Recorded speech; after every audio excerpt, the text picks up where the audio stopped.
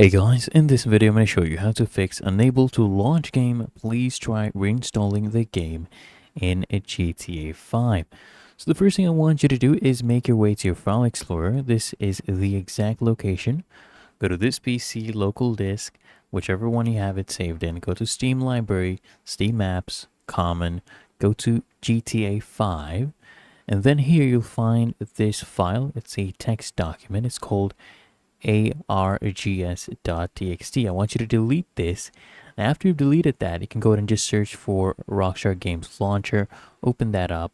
Then I want you to come here to your settings.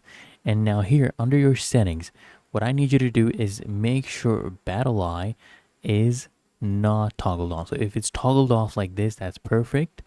Make sure. Then you relaunch the game, it will actually work. You will not have that error again. So if you found this helpful, make sure you smash that like button and subscribe to the channel. It really helps me out.